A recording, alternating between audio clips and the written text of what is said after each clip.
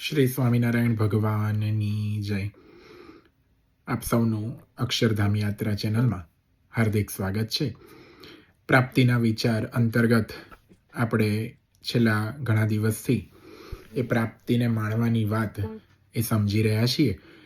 આજે વિશેષ પ્રવચનનો લાભ આપણે પ્રાપ્ત કરવાના છીએ. તેમાં પૂજ્ય આત્મતૃપ્ત સ્વામી આપણને આ પ્રવચન દ્વારા સમજાવવા માગે છે કે આ સત્સંગ જે મળ્યો છે એ કેવો છે. શાસ્ત્રીજી મહારાજે આજે BAPS સંસ્થા ઊભી કરી, પરંતુ એ સાચા દેવળે ઘંટ વાગે એ રીતે શાસ્ત્રીજી મહારાજે જાણી, સાચું જ્ઞાન જાણી, અક્ષર પુરુષોત્તમને જાણી આ સંસ્થા ઊભી કરી છે.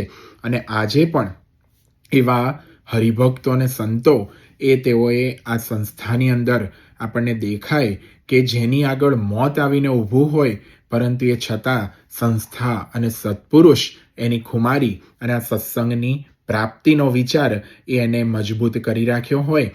એવા હરિભક્તો પણ આપણને આ સત્પુરુષે આપ્યા છે. તો આવો પૂજ્ય આત્મતૃપ્ત સ્વામીને વિનંતી કરીએ કે આપણને તેઓના પ્રવચન દ્વારા આ પ્રાપ્તિનો વિચાર અને કેવો સત્સંગ મળ્યો છે તેની વિશેષ વાતો કરશે. શાસ્ત્રીજી મહારાજ 7મી ડિસેમ્બર 1938ના દિવસે એક પત્ર લખે છે વરખેડાથી આફ્રિકાના હરિભક્તોને. એ પત્રમાં શાસ્ત્રીજી મહારાજ કહે છે કે તમે જો મને સાચા બોલો પ્રામાણિક પુરુષ હોવ એમ માનતા હો તો માનજો કે શ્રીજી મહારાજ સર્વોપરી ભગવાન છે, ગુણાતીતાન સ્વામી અક્ષર છે, પ્રગટ સત્પુરુષ મોક્ષનું દ્વાર છે. શાસ્ત્રીજી મહારાજ આગળ કહે છે કે મને ખોટી વાત ગોઠવણી કરી બીજાને સમજાવી અને સ્વાર્થ સાધવો એવું આવડતું નથી. અને અસત્યમાં ઘણો પાપ છે. પૃથ્વી બધાનો ભાર સહન કરી શકે છે, અસત્યનો ભાર સહન કરી શકતી નથી. માટે મારે કોઈ બાબતમાં અસત્યનો આગ્રહ નથી.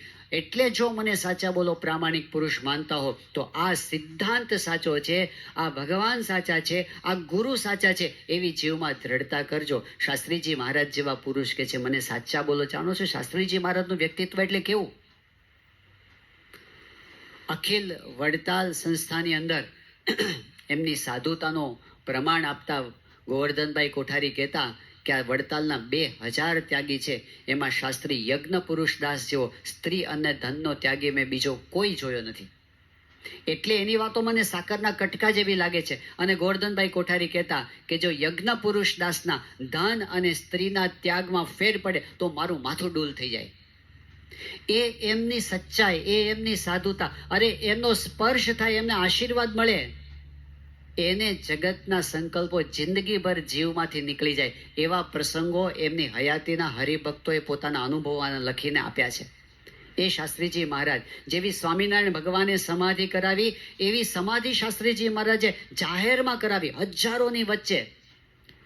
એ સમય તો હમણાંનો સમય છે, 1930-40ના દાયકાનો સમય, કે જે સમયે મીડિયા પણ બહુ પાવરફુલ હતું, જે સમયે રાજનેતાઓ હતા, ગાંધીવાદ હતો, જે સમયે કોઈ ચમત્કાર સ્વીકારી ન લે, એવા સમયે જાહેરની અંદર સમાધિઓ થતી, એ સમાધિની પરીક્ષાઓ થતી, ડોક્ટરો આવતા, સમાજ સેવકો આવતા, અને એ પરીક્ષાની અંદર બધાને અનુભવ થતો આ સમાધિ સાચી છે. અને અક્ષરધામમાંથી મહારાજ સમાધિમાં જવાબ આપે છે ને પ્રસાદ મોકલે છે.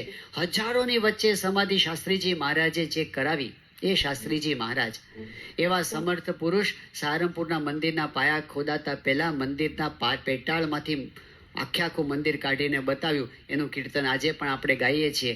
મંદિરના પાયા ખોદાતા પહેલા આખું મંદિર બતાવી દેવું એવા સમર્થ શાસ્ત્રીજી મહારાજ એ એટલું કહે છે કે તમે મને સાચા બોલો પ્રામાણિક પુરુષ માનો, બસ જાજુ નહીં.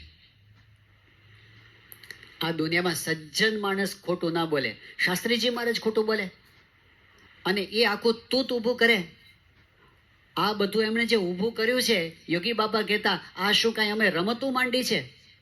તમને બધાને એકાંતિક કરવા છે, તમને બધાને ઉત્તમ નિર્વિકલ્પ નિશ્ચય સિદ્ધ કરાવવો છે, તમને અક્ષરધામનું રાજ આપવું છે. આ કઈ અમે રમતો નથી માંડી. આ પુરુષોને કોઈ સ્વાર્થ નથી. અને એમણે આ ઊભું કર્યું છે. જ્યારે સારંગપુર મંદિરનું કામ ચાલતું હતું, અક્ષર પુરુષોત્તમ મહારાજનું મંદિર બનતું હતું, તે વખતે કેટલાકને ગેરસમજ હતી કે આ લોકોને પોતાનું જુદું ઊભું કરવું છે, ત્યારે નિર્ગુણદાસ સ્વામી એ વખતે ઈસવીસન 1916ની સાલમાં જે પત્ર લખ્યો હતો એ પત્રમાં નિર્ગુણદાસ સ્વામી પોતે લખે છે કે અમે આ જે અક્ષર પુરુષોત્તમનું કામ કરીએ છીએ એ કામ જો પક્ષાપક્ષીથી કરતા હોઈએ, અગર કોઈને દબાવવા માટે કરતા હોઈએ, અગર વડતાલ કે ગઢડાથી મોટા થવાના સબબથી કરતા હોઈએ, કોઈને પાછા પાડવા માટે કરતા હોઈએ, તો કોટાન કોટી પરમહંસોને માર્યાનું પાપ અમારે માથે છે. વિચાર કરજો નિર્ગુણદાસ સ્વામીના શબ્દો. માણસને મારવાનું પાપ પણ કોઈ માથે ના લઈ શકે. આ પરમહંસને મારવાનું પાપ છે, પરમહંસ. અને એક પરમહંસને મારવાનું કોઈ પાપ કરે ને એ ફાટી પડે. આ તો નિર્ગુણદાસ સ્વામી કહે છે કરોડો કરોડો પરમહંસોને માર્યાનું પાપ અમારે માથે છે. જો અમારા મનમાં લેશ પણ મલિન ભાવ હોય. લોકો દેખાદેખીથી ઘણીવાર સંપ્રદાયો ચલાવતા હોય છે. દેખાદેખીથી બીજાને આગળ સારું દેખાડવા માટે, બીજાને પાછા પાડવા માટે, કોઈની સાથે સ્પર્ધાથી ઘણી વખત સંપ્રદાયોની અંદર કામ થતા હોય છે. નિર્ગુણદાસ સ્વામી કહે છે થોડુંક પણ અમારા મનમાં હોય, તમે નિર્ગુણદાસ સ્વામીના મનનો વિચાર કરો કે અંતરના કોક ખૂણામાં 2% પણ એવું હોય ને કે કામ તો આપણે સારું કરીએ છીએ પણ આ વખતે ઓલાને બતાવી દેવું છે. અત્યાર સુધી એને આપણને હેરાન કર્યા છે ને, આ વખતે એને બતાવી દેવું છે. એવું 2% પણ જો એના મનમાં હોય તો આવું જોખમ લે કે કરોડો પરમહંસને માર્યાનું પાપ અમારે માથે છે. જો એના સંતોના હૃદયમાં આટલી સચ્ચાઈ હોય તો એ ગુરુઓના હૃદયમાં કેટલી સચ્ચાઈ હશે. એ સચ્ચાઈ આજે આપણને દેખાય છે. આપણે સદગુરુ સંતોના જીવનમાં, એના વ્યવહારમાં, એમની વાણીમાં ખુલ્લી કિતાબ જેવા એમના જીવન છે. આપણા હરિભક્તોની અંદર દેખાય છે આપણને એ સચ્ચાઈ. સચ્ચાઈનું ખરેખરું માપ ક્યારે થતું હોય છે? જ્યારે અંતકાળ નજીક આવે છે ને ત્યારે. આપણા સત્સંગમાં આપણા હરિભક્તોના નિયમ ધર્મ સતયુગને પાછા પાડી દેવા તમને દેખાશે. આજે આપણા સત્સંગમાં આપણા બાઈ ભાઈ હરિભક્તોનું જે ડેડિકેશન, સમર્પણ, એ સતયુગમાં જોવા ન મળે એવું આજે જોવા મળશે. અને આજના આપણા સત્સંગની અંદર, શાસ્ત્રોની અંદર કોઈ એક જનક રાજાની વાત આવે છે જેને વિદેહી કહેવાયા. આજે સત્સંગમાં હજારો જનક રાજાઓ છે, હજારો બલિ રાજાઓ છે, હજારો પ્રહલાદ અને અંબરીશ જેવી સમજણવાળા છે. આજે આપણને એક સાથે હજારો દેખાય છે. એમાં પણ આપણે અત્યારે એક એક્ઝામ્પલ જોવાના છીએ. એક જ એવા હજારોમાંથી એક એક્ઝામ્પલ. જ્યારે મૃત્યુ સાવ સામે આવીને ઊભો હોય ને ત્યારે માણસ દેખાવ કે દંભ ના કરી શકે. સાવ સામે આવીને ઊભો હોય ત્યારે એ સમયે એમની વાણી, એમના ઉદ્ગારોમાં જે અંદર હોય ને બહાર આવે. જો સહેજ પણ અંતરના ખૂણામાં શંકા હોય ને તો શંકાઓ જ બહાર આવે, બળાપ હોય તો બળાપો જ બહાર આવે, ચિંતા હોય તો ચિંતા જ બહાર આવે, ભય હોય તો ભય જ બહાર આવે. એક હરિભક્તનું આપણે ઉદાહરણ જોવાના છીએ. ઇંગ્લેન્ડમાં ઓક્સફોર્ડ નામનું એક શહેર છે, ત્યાં આપણું એક નાનું મંડળ ચાલે છે. ત્યાં એક હરિભક્ત છે જયેશભાઈ સોની. સત્સંગ તો એમને 2004-5ના વર્ષ પછી થયો હતો, પણ એમણે આ સત્સંગમાં સચ્ચાઈ જોઈ. પહેલા વ્યસનો પણ હતા, પણ સત્સંગનો યોગ થયો અને સાચો સત્સંગ આવે એટલે જીવનમાં રૂપાંતર થવા માંડે. એને પ્રતીતિ વધતી ગઈ અને સત્સંગ સભા ભરતા થયા, સંતોનો સમાગમ કરતા થયા, સત્સંગનું વાંચન કરતા થયા, ગુરુ હરિ સાથેનું જોડાણ વધતું ગયું. અને એમ કરતાં કરતાં એના લાઈફની અંદર એને કોઈ દીકરો નહોતો, 3 દીકરીઓ હતી. 2014ની સાલમાં એમને એક બહુ ભયંકર રોગ લાગુ પડ્યો. 2014ની સાલથી 2019 આ 5 વર્ષનો ગાળો. ડૉક્ટરે તો 2014માં જ કહી દીધું કે તમારા ફેફસા છે એ ખલાસ થઈ ગયા છે. હવે કદાચ થોડાક અઠવાડિયા, બહુ તો થોડાક મહિના, એનાથી વધારે ચાલી શકશે નહીં. આમાં કોઈ ઈલાજ નથી. એ વખતે પ્રમુખ સ્વામી મહારાજના આશીર્વાદ એમણે લીધા હતા. બાપા એ વખતે સારંગપુર હતા. બાપાની પણ એ વખતે નાજુક બીમારી હતી. એ વખતે આપણે જાણીએ છીએ 2014ની સાલમાં. પણ બાપાએ એમને કીધું હતું કે એમને વાંધો નહીં આવે, કંઈ સર્જરી કે ઓપરેશન કશું કરાવવું નથી. અને એને એકદમ કોન્ફિડન્સ હતો, બાપા મારી સાથે છે. એમ કરતાં કરતાં ધીમે ધીમે કરતાં એ 5 વર્ષ કાઢી નાખ્યા. એને કાંઈ વાંધો ન આવ્યો. એ પણ એક ચમત્કાર હતો. પણ 19માં હવે નક્કી જ થઈ ગયું છે કે હવે મારી પાસે કદાચ થોડાક દિવસો જ બાકી છે. એવા સમયે એમની સાથે એક વાર્તાલાપ થયેલો છે જયેશભાઈ સાથે. આપણે એમના મુખે એમના વિચારો છે ને એને સાંભળીશું કે કેટલી સચ્ચાઈ એમની નિષ્ઠામાં, એની પ્રતીતિમાં આપણને દેખાય છે. સ્ક્રીન પર આપણે જોઈશું.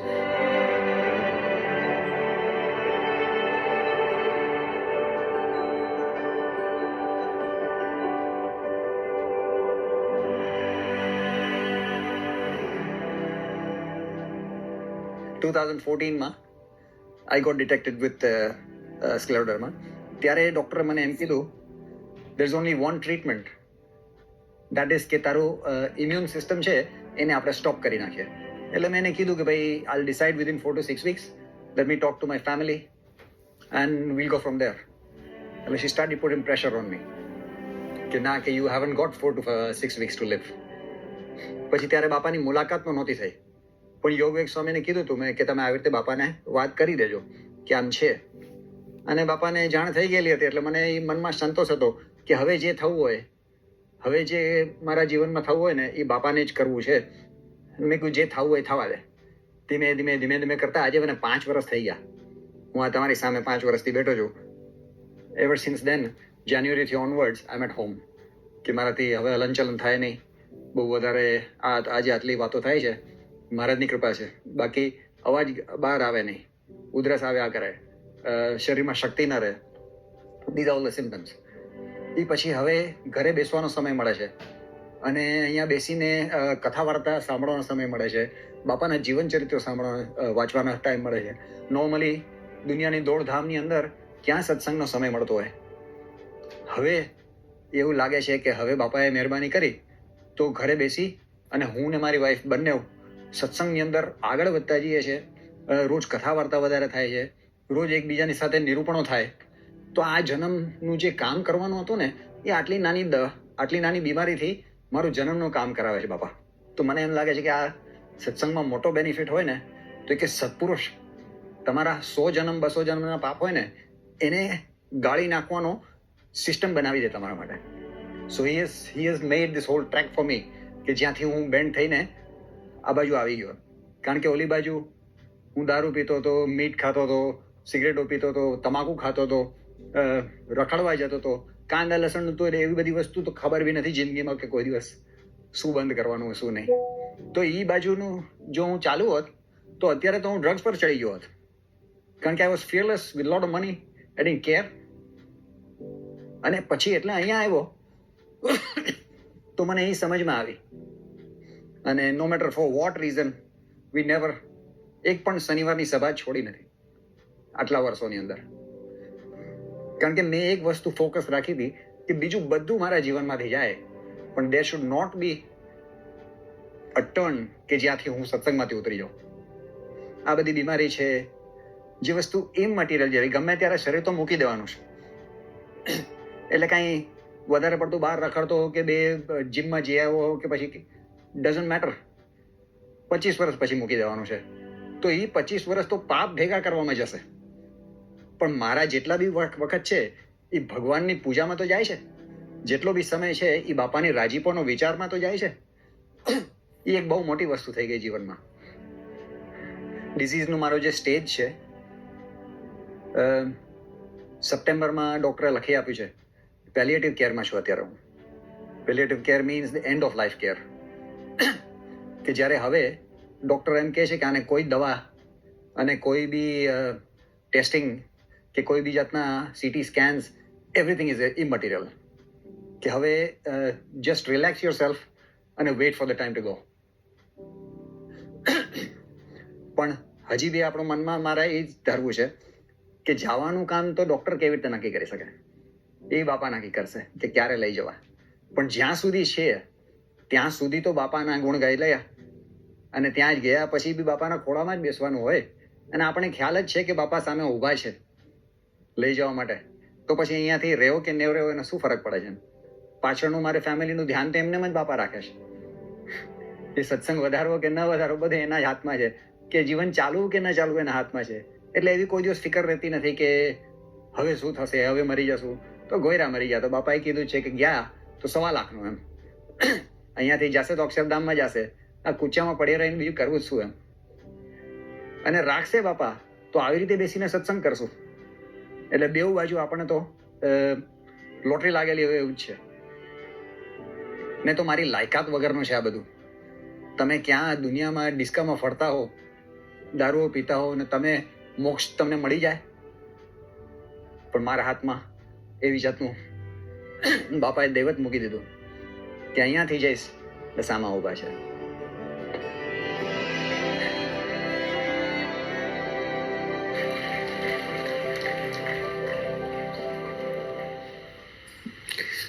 આ વાતથી થોડાક દિવસ પછી જ જયેશભાઈ પોતે અક્ષરધામમાં પધારી ગયા છે. એટલે આપણને આ સત્સંગનું દૈવત દેખાય છે કે જ્યારે માણસ નાસીપાસ થઈ જાય ને અને એના જીવનમાં ફરિયાદ ને ચિંતા સિવાય કાંઈ ના હોય, પણ આપણો સત્સંગની સચ્ચાઈ શું છે કે જેમાં કેટલીક વખત ભક્તની કસોટી થતી હોય. સ્વામિનારાયણ ભગવાને અંત્યના 25મા વચનામૃતની અંદર ખરા ભક્તનું લક્ષણ કહ્યું છે કે ભગવાનનો ખરો ભક્ત કોને કહેવાય. તો મહારાજ કહે છે કે એમના જીવનમાં એવા પ્રશ્નો આવીને ઊભા રહે કે અન્ન ખાવા ન મળે. આવું ક્યારેય થવાનું નથી, કારણ કે મહારાજનું વરદાન છે. અન્ન ખાવા ન મળે, વસ્ત્ર ન મળે, પછી મહારાજ કે એમ નહીં, કોઈ દીર્ઘ રોગ આવી પડે અને ગમે તેટલી ઉપાધિ આવી પડે, ગમે તેટલા કષ્ટ આવી પડે, અથવા ગમે તેટલું સુખ આવી પડે, એ બંનેની અંદર ભગવાનની ઉપાસના, ભક્તિ, નિયમ, ધર્મ, સમજણ એમાંથી લેશ માત્ર ઝાંખો ન પડે, રતિવા સરસ થાય, ત્યારે સમજવું એ ખરો ભક્ત છે. આ સાધારણ વસ્તુ નથી, આ ઉચ્ચ આધ્યાત્મિક સ્થિતિ છે. આ કંઈ ખાલી પોઝિટિવ થિંકિંગ કરવાથી ના થાય, ખાલી સમજણોની કોઈ ગોઠવણી કરી દે અથવા તો બતાવવા માટે બોલે એ રીતે ના થાય. અંતરમાં જ્યારે ભગવાન અને ગુરુ સાથે દ્રઢ નિષ્ઠા જોડાઈ ગઈ ને ત્યારે આ થાય છે. બાકી ભલ ભલા મોટા મોટા ફિલોસોફરો ફિલોસોફીની વાત કરતા હોય, જગતના નાશવંતપણાની વાત કરતા હોય, આત્માની વાતો કરતા હોય, પણ પગ નીચે પાણીનો રેલો આવે ને એટલે બધી સ્થિતિ ખબર પડી જાય. જ્યારે પોતાના લાઈફમાં આવે ત્યારે આપણા સત્સંગની સચ્ચાઈ શું છે. આજે મોટા ભાગે એક આખો ભક્તિ કરનારો વર્ગ એવો હોય છે કે ભાઈ આપણે ભગવાનના મંદિરે જવાનું, માનતા કરવાની, પ્રાર્થના કરવાની કે દીકરો નથી તો દીકરો થાય, નોકરી નથી તો નોકરી મળી જાય, ધંધો સારો નથી ચાલતો તો ધંધો સારો ચાલવા માંડે, રોગ છે તો મટી જાય, અમેરિકાના વિઝા મળી જાય, અને મળી જાય એટલે ભગવાન ભગવાનના ઠેકાણે, આપણે ઠેકાણે. આ ખાલી કન્સલ્ટન્સી આટલી કરવાની એમની. આવી જે મતલબી ભક્તિ તો દુનિયામાં ઘણી થાય છે. આપણે પણ બધા એમાંથી જ પસાર થયા છીએ અથવા થઈ રહ્યા છીએ. આપણને પણ પ્રાર્થનાઓ આપણી જે આવતી હોય, આપણા દુઃખ ટળે અને સુખ મળે એનો વાંધો પણ નથી. આપણે માગીએ તો આપણા મા બાપ સિવાય ક્યાં બીજે માગીએ? આજ આપણા મા બાપ છે, આજ ભગવાનને સંત આપણું સર્વસ્વ છે. એમની પાસે આપણે આપણી ઉપાધિ રજૂ કરી દેવી, બધી મૂંઝવણ ઠાલવી દેવી, એટલું કરવું.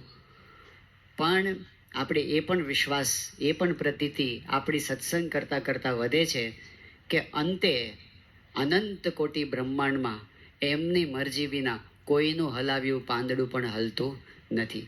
એટલે આપણા જીવનની અંદર પણ ભૂતમ યચ્ચ ભવદ્યચ્ચ યદેવાગ્રે ભવિષ્યતિ સર્વમ તન્મે હિતાયેવ સ્વામિનારાયણ છે. સત્સંગ દીક્ષામાં મહાન સ્વામી મહારાજે કહ્યું, જે કાંઈ થયું છે, જે કાંઈ થાય છે અને જે કાંઈ થશે, મારા દેહમાં, મારા કુટુંબમાં, મારા શહેરમાં, મારા દેશમાં, મારી દુનિયામાં, આ બ્રહ્માંડમાં અને અનંત બ્રહ્માંડમાં જે કાંઈ થયું છે, જે કાંઈ થાય છે અને જે કાંઈ થશે, એ બધું મને મળ્યા એવા જે પ્રત્યક્ષ ભગવાન એનું જ કર્યું થાય છે. એમના કર્યા વિના કોઈનું પાંદડું હલાવ્યું હલતું નથી. અને એ ભગવાન એવા છે, દાસના દુશ્મન હરિકેદી હોય નહીં, જેમ કરશે તેમ સુખદ થશે. એ આપણા પક્ષમાં બેઠા છે, આપણે નોંધારા નથી, આપણે માથે છત્ર છાયા છે.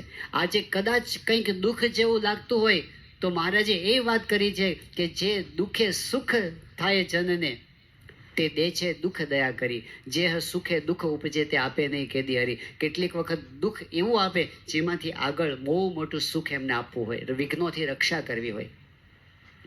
ક્યારેક એવું સુખ જેમાં આપણને પ્રોબ્લેમ આવવાનો હોય તો એ સુખ આપણું છીનવી પણ લે છે. એ કષ્ટ આપણા માટે પ્રસાદી છે. આપણે આશરો બળવાન છે. યોગી બાપા કહેતા આશરો દ્રઢ રાખવો, ભજન કરવું, સેવા કરવી, કોઈ દિવસ દુઃખ નહીં આવે. જાઓ, આ એમનું ઇન્સ્યોરન્સ છે. આપણે ઇન્સ્યોરન્સ કંપનીવાળા ઇન્સ્યોરન્સ આપે છે ને, યોગી બાપાનું ઇન્સ્યોરન્સ. આશરો દ્રઢ રાખવો, ભજન કરવું, સેવા કરવી, જાઓ, કોઈ દિવસ દુઃખ નહીં આવે. આ એમનો ઇન્સ્યોરન્સ છે. આપણે 3 વાના કરવા. પછી દુઃખ જેવું લાગતું હશે ને, નક્કી કરી રાખવું એ દુઃખ છે જ નહીં. એ તો શૂળીનું કષ્ટ કાંટે મટાડનારા છે. એ તો હંમેશા ભક્ત વત્સલ છે, કરુણાના સાગર છે. આપણું દુઃખ ક્યારેય સહન કરી શકતા નથી. એટલે ઉપાધિઓ તો સંસારની અંદર નાની મોટી આવવાની. આજે સંતો પાસેથી ને બધા હરિભક્તો પાસેથી સાંભળીએ છીએ આપણે કે આપણું ભાવનગર છે, હીરા ઉદ્યોગમાં મંદી ને બીજા બધા નાના મોટા પ્રશ્ન. તો સંસાર છે આવું એક પછી એક. આ કે પહેલી વખત આવ્યું છે? મંદી પહેલી વાર નથી આવી. આ દુનિયાના પ્રશ્નો પહેલી વાર. અરે પ્રલયો થઈ ગયા છે બ્રહ્માંડોના. તો એક દિવસ આ પૃથ્વીનો પ્રલય થઈ જશે. આપણે બધું મૂકીને જતા રહેવાનું છે. આ બધું ક્યાં સુધી? તો માનસાઈ મહારાજ કહે છે 5-25 વર્ષનો ખેલ છે. આ દુનિયાની અંદર જે કાંઈ દુઃખ માત્ર છે, 5-25 વર્ષના દુઃખ છે. આ દુનિયાની અંદર જે કાંઈ વાહ અને જાહો જલાલી છે, સાહેબી છે, એ બધું 5-25 વર્ષનું છે. બાકી તો આપણે બધા જેટલા અહીં બેઠા છીએ, આપણા આજથી 5-25-50 કે બહુ તો ચાલો ખેંચી નાખીએ 75 અથવા બહુ વર્ષ ખેંચી નાખીએ 100 વર્ષ પછી આપણે જેમ અહીં બેઠા છીએ એમ આપણે બધા અક્ષરધામમાં ભેગા બેઠા હોઈશું. હવે ટાઈમ તો આમ જતો રહેશે, સમય તો આમ જતો રહેશે. શું ગણતરી છે એની? આપણને એટલી ખબર છે કે મોહે તો તુમ હી એક આધારા, નાવ કે કાગ કી ગતિ ભઈ મેરી, જહાં દેખું તહાં જલનિધિ ખારા. આખો સંસાર ખારો સમુદ્ર છે. આપણને આ જે મળ્યા છે એક આધાર, આપણને જે સત્સંગ મળ્યો, જે ભગવાન મળ્યા છે, જે ગુરુ મળ્યા છે, જે સિદ્ધાંત મળ્યો છે, એ પરમ સત્ય છે. આ સાચો સત્સંગ છે. એમાં આપણે આવીને બેસી ગયા છે. હવે દુનિયાની ફિકર નથી. દુનિયાની જવાબદારી નિભાવીશું, પણ મસ્ત થઈને સત્સંગ કરીશું. આ પરમહંસો ઉપાધિમાં જ જ્યારે આટલું ગાતા હોય, રાજમારે દિન દિન દિવાળી, ભાગ્ય જાગ્યા રે આજે જાણવા, ભાગ્ય જાગ્યા રે આજ જાણવાની અંદર તમે એક એક પંક્તિમાં જુઓ, સુખ અને આનંદ છે, બીજી વાત જ નથી. છેલ્લો મહાનસ્વામી મહારાજનું એક વાક્ય. નૈનપુરની અંદર મહાનસ્વામીમાં જતા ત્યારે બાથરૂમની અંદર સંતો રોજ એક કોટેશન મૂકતા. એમાં એક ઇંગ્લિશ કોટેશન હતું કે no matter how yesterday was like, birds start their day with singing. એનો અર્થ એવો થાય છે કે પંખીઓ છે ને, પંખીઓ ગઈકાલનો દિવસ ભલે ગમે તેવો ગયો હોય, પણ પંખીઓ એના દિવસની શરૂઆત મધુર ગીત ગાઈને કરે છે. તો માનસાઈ મહારાજે એની નીચે લખ્યું, એમ સત્સંગીએ પોતાના દિવસનો આરંભ પ્રાપ્તિના વિચારથી કરવો. ગમે એવો દિવસ ગઈકાલનો ગયો હોય, નો મેટર, જેવો ગઈકાલનો દિવસ ગયો, પતી ગયો ગઈકાલનો દિવસ, આપણે દિવસનો આરંભ કરીએ ત્યારે પ્રાપ્તિના ગીત ગાઈને આરંભ કરવો. કે ભલે એ ઉપાધિઓ સાચી હોય, પણ આ સત્સંગ સાચો છે એટલી ખબર છે. જો સત્સંગ સાચો હોય ને, તો એ સાચા સત્સંગ માટે આખી દુનિયાનું દુઃખ સહન કરવા માટે આપણે તૈયાર છીએ. કારણ કે અનંત જન્મોમાં જે કામ નથી થયું, એ જો આ જન્મે થઈ ગયું હોય, તો પછી આ દુનિયાના દુઃખ આવ્યા ગયા શું હિસાબની અંદર છે. સત્સંગી માત્ર એ દિવસનો આરંભ કરીએ ત્યારે ઉઠતા વેત એવા વિચારો ન કરવા કે મારી પાસે શું નથી. ઉઠતા વેત એ વિચારો કરવા, મારી પાસે શું છે. આ બ્રહ્માંડમાં આપણા તુલ્ય ભાગ્યશાળી માનો એ જ ભૂલ. આપણને અક્ષરધામ અહીં બેઠા બેઠા મળી ગયું છે. એમણે આપણો હાથ ચાલ્યો છે, એમણે આપણને નિશ્ચિંત કરી દીધા છે. આ લોક અને પરલોકની અંદર મહાનસ્વામી મહારાજ કે સ્વામિનારાયણ નામનો આશ્રિત જે થયો અને સત્સંગી જેનું નામ પડ્યું, ખાલી સત્સંગી કહેવાયા, એના શિર ઉપરથી 84 ટળી ગઈ. હવે આપણે જમપુરીમાં જવાનું નથી, હવે 84 લાખ યોનીમાં જવાનું નથી. હવે તો જે છે અહીં પણ અક્ષરધામમાં બેઠા છીએ અને દેહ મૂકીને આપણે અનંત સુખના દરિયાની અંદર સુખ જ્યાં સુખના દરિયા એ અક્ષરધામના અધિકારી આપણને એમણે કરી જ દીધા છે ઓલરેડી. તો અહીં એવા કેફ સાથે આપણે સત્સંગ કરીએ, એવા સાચા સત્સંગનું બળ આપણા જીવમાં હંમેશા વધતું રહે એવી એમના ચરણોમાં પ્રાર્થના. શ્રી સ્વામિનારાયણ ભગવાનની જય. આપણે ફરીથી આત્મતૃપ સ્વામીનો આભાર માનીએ અને આપ સૌ આ ચેનલમાં પ્રવચન સાંભળો છો. આ ચેનલને સબસ્ક્રાઈબ અને લાઈક કરો એ આશા સાથે આજની આ ચેનલ પર પ્રવચન એ આપણે પૂર્ણ કરીએ છીએ. શ્રી સ્વામિનારાયણ ભગવાનની જય.